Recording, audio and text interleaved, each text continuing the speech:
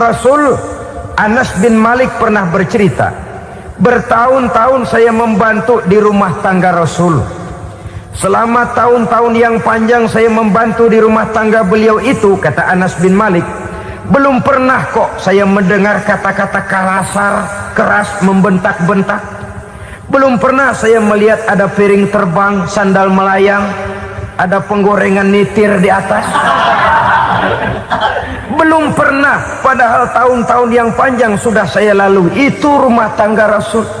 Istrinya lebih dari satu, tapi tenang, ayem, adem.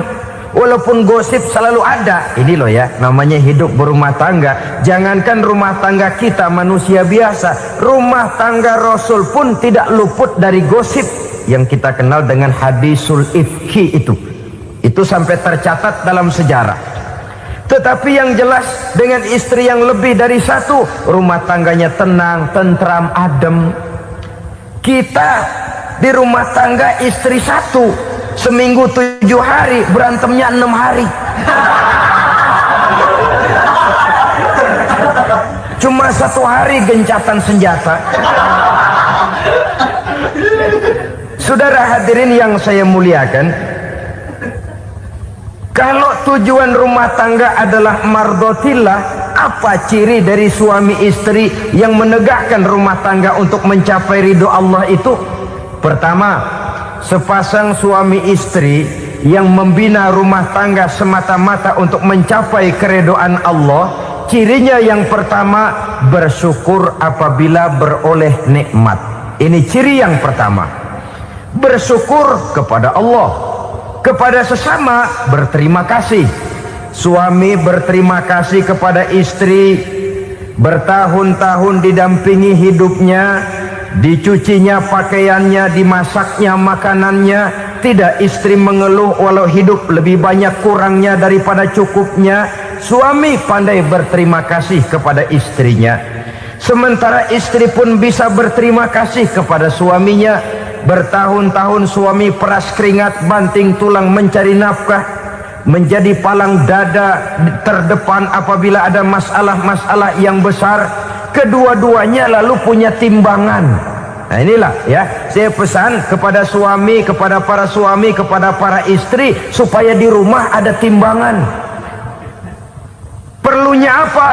Kalau pada satu saat istri kita salah, suami cepat-cepat ambil timbangan, lalu ditimbang mana yang lebih berat, salahnya atau dosanya, benarnya atau kesalahannya.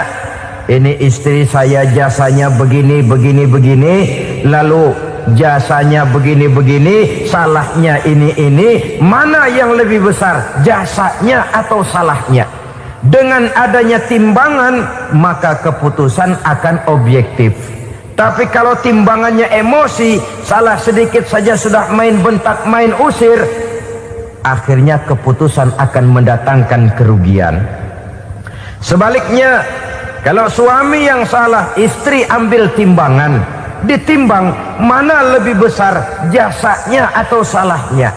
Jangan sampai nanti terjadi pepatah, panas setahun habis dihapus oleh hujan 1 hari.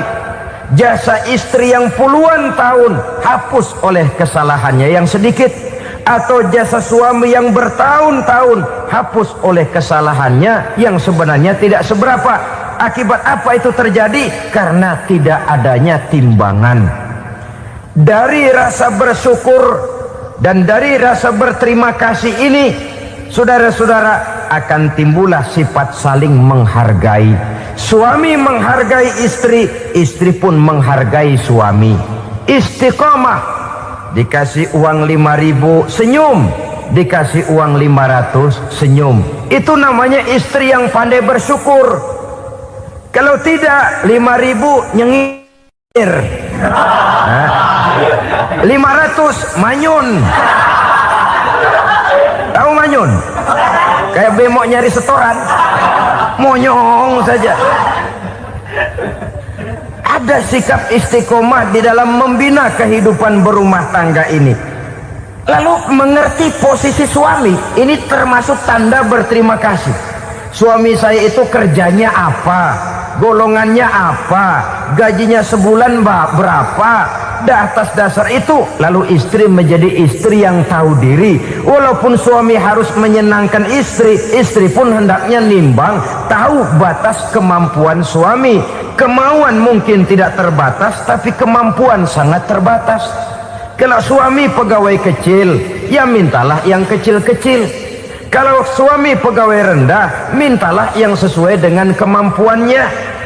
Jangan suami gajinya cuma 50.000 sebulan, istri menuntut minta dibeliin gelang yang kayak pelek beca. Tentu sudah overacting namanya. Saudara hadirin yang saya muliakan, kunci awalnya bersyukur kepada Allah. Kalau sudah bisa berterima kasih kepada manusia, hati ini akan mudah bersyukur kepada Allah. Rumah tangga yang pandai bersyukur, berapapun kecilnya nikmat, bukan kecilnya yang dia lihat, tapi karunia Allah yang dinilai. Sehingga dari rasa berterima kasih kepada manusia akan timbullah rasa syukur kehadirat Allah Subhanahu wa ta'ala.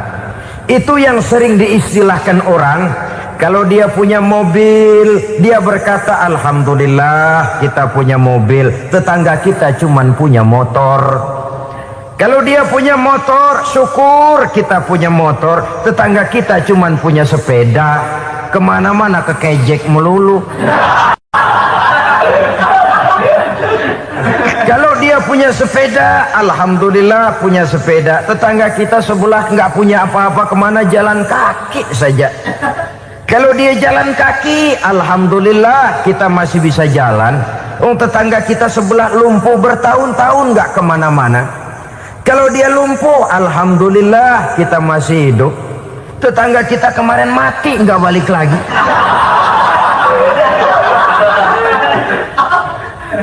Lalu akan timbul rasa syukur. Tapi kalau sudah lumpuh ngelihat yang bisa jalan ngelihat yang naik sepeda, yang nak punya sepeda lihat yang punya motor lihat yang punya mobil lihat yang punya pesawat. Kapanlah kita ini pandai bersyukur? Sebab kesenangan seperti pelangi, tidak pernah di atas kepala kita, selalu kelihatannya di atas kepala orang lain. Sehingga kalau ngobrol orang sering bilang, lu sih enak lo gue lihat, gue kebelangsak amat nih ya. Setiap orang ngomong kepada kita begitu nadanya. Kita yang dilihat enak, sementara kita melihat orang lain enak. Tukang tahu melihat tukang tempe enak, tukang tempe melihat tukang tuak enak, tukang tuak bilang tukang sirsak enak. Enak itu seperti pelangi. Namun kalau kita mau merenungi, tidak pernah Allah berhenti memberikan nikmat kepada kita. Sejak kita bangun tidur sampai kita tidur kembali, bahkan tidur itu sendiri, seluruhnya tidak pernah putus dari nikmat Allah. Bahagia ada di gubuk reot, bahagia ada di rumah mewah, bahagia ada di hati kopral, bahagia ada di hati jenderal, di gunung dan di kota, di hutan belantara dan di desa, di keheningan malam atau di keramaian siang. Kalau kita mau mencari, bahagia selalu ada. Tapi hati yang tidak pandai bersyukur, bagaimanapun banyak kebahagiaan yang meliputi hidupnya, dia tidak akan pernah pandai mensyukurinya. Maka berterima kasihlah kepada istri, berterima kasihlah kepada suami, bersyukurlah kehadirat Allah Subhanahu wa ta'ala. Saya sering mengatakan, sebaliknya seorang suami bagaimanapun kondisi istrinya, kalau itu memang jodohnya, beranilah berkata, istriku adalah Romeoku, istriku adalah Julietku, atau istriku adalah Sri Kandiku. Biarin pengkor ya pengkor, nggak ada urusan. Mensyukuri. Kalau tidak mensyukuri, yang timbul lalu sesalan. Kalau sudah sesalan, mudah umpat mengumpat, caci mencaci dalam rumah tangga, lalu terjadilah kegaduhan. Ketenangan sulit kalau sudah tidak ada unsur saling menghargai itu. Lebih celaka lagi kalau sudah mengarah kepada penyesalan. Kata istrinya, bang gue nyesel kawin sama lu. Suami digituin mungkin gede kepalanya. Kalau lu nyesel apalagi gua, makin nyesel. Iya, coba pikir bertahun-tahun kita berumah tangga, memangnya abang bisa beliin apa sama saya? Itu juga gerobok kalau nggak ngeridit bang. Kalau nggak ngeredit, memangnya kamu bayar kreditan pakai daun pisang? Saudara hadirin yang saya hormati, ini saya tekankan kepada ibu-ibu karena penyakit perempuan umumnya. Pernah Rasul itu pulang Isra Mi'raj cerita, saya pulang Isra Mi'raj diperlihatkan neraka. Neraka ya Rasul? Lalu bagaimana? Saya lihat kok isinya kebanyakan perempuan. Perempuan. Laki juga tidak sedikit. Cuma kebanyakan kok perempuan. Apa perempuan tidak sholat ya Rasul? Sholat. Tidak puasa? Puasa. Tidak ngaji? Rajinan dia sama suaminya. Tapi kenapa lebih banyak di sana? Rasul berkata, hunna yakfurnal asir. Penyakit umum dari perempuan tidak pandai berterima kasih kepada suaminya. Ini rupanya penyakit umum dari tahun atu. Saudara hadirin yang saya muliakan, jadi rumah tangga yang didirikan atas dasar mencapai ridho Allah, maka kelihatan dari pasangan suami istri menjadi orang yang pandai bersyukur terhadap nikmat. Bukankah dalam surah Ibrahim ayat 7 Allah berjanji, la in syakartum la azidannakum wa la in kafartum inna azabi lasyadid. Kalau kamu pandai bersyukur, aku tambah nikmatku. Kalau kamu ingkar, tidak mau bersyukur, azabku itu hebat dan pedih. Rumah tangga yang suami istrinya tidak bersyukur disiksa oleh perasaannya sendiri. Tetangganya dapat nikmat, dia yang meriang. Tetangganya dapat kesenangan, dia yang sakit hati. Dia tidak melihat nikmat yang diberikan kepadanya. Nikmat yang orang lain punya aja yang diincar. Nikmat orang lain aja dihitung-hitung. Tangga kita, saya baru habis beli yang sebelah belilir habis beli kukusan. Cuma sekedar kukusan saja. Orang lain beli apa-apa jadi bahan diskusi di rumahnya. Orang lain saja yang diusut. Timbul dendam kesumatnya, timbul hasutnya. Dia tidak bersyukur dengan nikmat yang ada dalam rumah tangganya. Isi rumah tangga semacam itu disiksa oleh perasaan hasutnya sendiri. Jauh dari kebahagiaan, kering hatinya, miskin jiwanya, merana batinnya. Kalau sudah ke sana, jauhlah rumah tangga dari pantulan sinar kebahagiaan. Saudara-saudara, kita lihat rumah tangga Rasul. Dari rumah yang kecil, dari tempat tidur yang sarapnya kain kasar, separuh jadi selimut lagi, keluar ucapan baiti jannati. Kenapa? Beliau orang yang pandai bersyukur kepada Allah, bisa berterima kasih kepada istri-istrinya, dan istrinya pun pandai berterima kasih kepada Rasul dan bersyukur kehadirat Allah Subhanahu wa ta'ala. Maka nikmat lalu bertambah. Makin kita syukuri nikmat, makin tambah itu. La azidannakum, janji Allah, pasti aku tambah nikmatku kepadamu jikalau kamu pandai mensyukurinya. Tapi kalau kamu ingkar, tidak pandai bersyukur, awas, nikmat bisa berubah menjadi azab kalau kita tidak pandai-pandai mensyukurinya. Jadi cirinya yang pertama, rumah tangga bahagia itu apabila suami istri pandai bersyukur terhadap nikmat yang diberikan oleh Allah Subhanahu wa ta'ala. Satu. Cirinya yang kedua, rumah tangga yang berdasarkan untuk mardotillah, mencapai keredoan Allah, sabar apabila mendapat cobaan. Namanya orang berumah tangga itu persis berlayar di lautan. Suami istri adalah dua orang yang memegang kemudi. Kalau berlayar ombak tenang, angin bertiup sepoi-sepoi basah, lalu bila malam datang bulan bersinar, bintang gemintang gemerlapan, berlayar memang nikmat. Tapi satu saat angin puting beliung bertiup, gelombang menggunung, halilintar menyambar, kemudian petir berkilat. Kalau pada saat itu suami mau ngalor, istri mau ngidul, alamat perahu patah di tengah jalan, kandas di lautan sebelum sampai ke pantai yang akan ditujunya. Oleh karenanya perlu kekompakan. Maka sejak awal seharusnya dalam membina rumah tangga yang bahagia itu lebih baik bicara yang pahit-pahit saja. supaya terjadi kesamaan langkah apabila menghadapi kesulitan dan cobaan, sabar apabila mendapat cobaan. Rumah tangga seperti kapal di lautan tadi tidak akan sunyi dari hantaman gelombang, tidak akan sepi dari tiupan angin topan, dari kilatan petir, dari sambaran halilintar. Baik suami, baik istri harus sabar menghadapi kesulitan. Kadang kesulitan dari segi ekonomi, kadang kesulitan dari segi mengarahkan dan mendidik anak-anak, kadang kesulitan karena banyak orang yang hasut dengan kita, kadang kesulitan berbagai macam lah yang menyebabkan kesulitan. Rumah tangga yang bertujuan mencapai ridho Allah sabar menghadapi segala macam kesulitan. Saudara-saudara kaum muslimin rahimakumullah, kesulitan adalah bagian daripada perjalanan hidup. Siapa orangnya yang tidak pernah menemukan kesulitan dalam kehidupan? Rasanya hampir tidak ada. Dan memang kesulitan bukan untuk ditakuti, kesulitan justru untuk diatasi, dicarikan jalan keluarnya. Begitulah suami istri yang bertujuan mencari ridho Allah. Manakala suami berada dalam kesulitan, istri mencarikan jalan keluar atau berusaha memberikan jalan keluar.